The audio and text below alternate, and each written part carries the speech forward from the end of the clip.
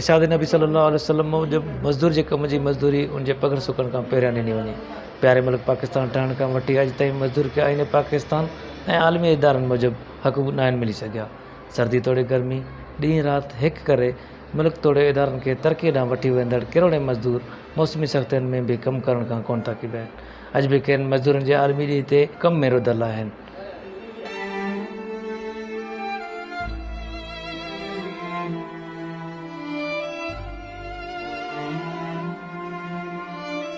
असांजो भी दिल चाहे तो असां मोकल कयूं जाऊं, बाक़ी ईअं नथो थी सघे न। हिकु ॾींहुं मोकल कयूं था त पोइ घर जो चुल्हो ई नथो हले। पोइ हिते करोना लॻी पई आहे, जेको आहे 4 ॾींहं कमु लॻे थो त 8 ॾींहं वांदा वेठा आहियूं। पोइ जॾहिं कमु लॻे थो त मोकल कयूं ई नथा, मजबूरी सां कमु कयूं था। मोकल करणु हर कंहिंजो दिलि चवंदो आहे त मां मोकल कयां, ऐं जेको आहे घर नथो हली सघे न।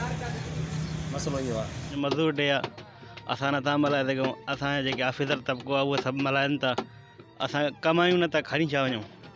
सम्झो आहे, महिरबानी करे कुझु गुरबत घटि कयो, ग़रीबत महिरबानी। उमिरि बि वॾी आहे, इहो 70-80 साल आहे, इहो नथा कमु करे सघो। मज़दूर हूँ, तमामु महांगाई पा सम्झी। जो अॼु असां मोकल कयूं, घर छा खणी वञूं, छा कयूं, छा खाऊं।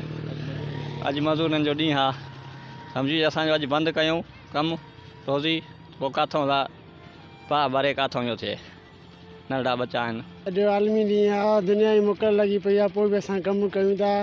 400 रुपया असां लाइ कुझु बि न आहिनि। 400 रुपया छॾो, असां गिहु वठी था ॿियो असां छा वठूं। अटो बस असां मज़दूरनि जो ॾींहुं आहे, जे अगरि असां कमु नथा कयूं त असांजे घर जो चुल्हो नथो भरे। दुनिया में छुट्टी जो टाइम आहे, हर को छुट्टी करे थो पंहिंजो ॿारनि सां गॾु आहे।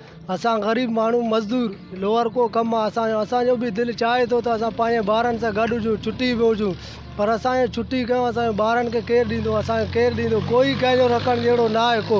कोई कंहिंखे ईअं पंहिंजे घर मां अटे जो टुकुर, मानी जो टुकुर कंहिंखे न पुॼाईंदो। असां मज़दूर माण्हू ग़रीब हूं, असां मजबूर हूं, महिनती हूं।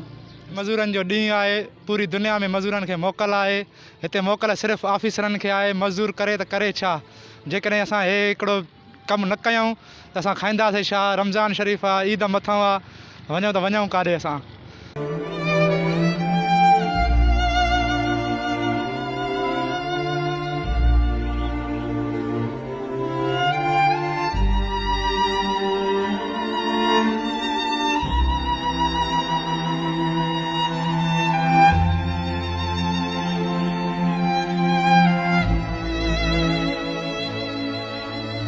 चवंदा आहिनि त पोरियत ख़ुदा जो दोस्त आहे। ईअं ई हे मेरड़नि हथनि सां तमामु ऊचियूं ऊचियूं बिल्डिंगां तयारु कंदड़ हे मज़दूर तबिको हिन वक़्तु कमु करे रहिया आहिनि।